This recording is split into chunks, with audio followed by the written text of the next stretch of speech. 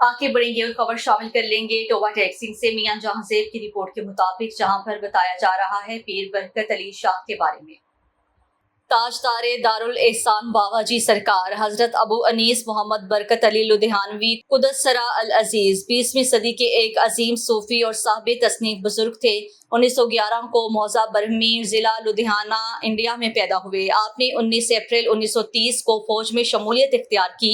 बाद 22 जून 1945 को मेजर के ओहदे से इस्तीफा दे दिया और 3 काम करने का अहद किया: अल्लाह का जिक्र, अल्लाह की मखलूक के लिए बेलौस खिदमत, तबलीग इस्लाम। कोर कमांडर आपकी शख्सियत से बहुत मुतासिर थे। आप अक्सर हजरत अलाउद्दीन अली अहमद साबिर कलेरी रहमतुल्लाह अलैह के मज़ार पर हाजिरी देते थे।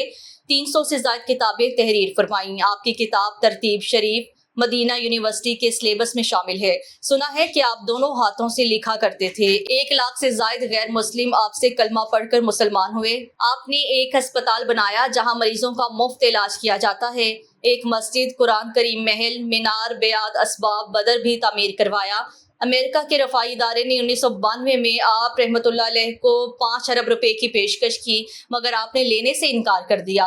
हर वक्त अल्लाह का जिक्र और नबी करीम सल्लल्लाहु अलैहि वसल्लम पर दुरूद व सलाम पढ़ते रहते थे। 16 रमज़ान मुबारक बा मुताबिक 26 जनवरी 1997 को वसाल हुआ।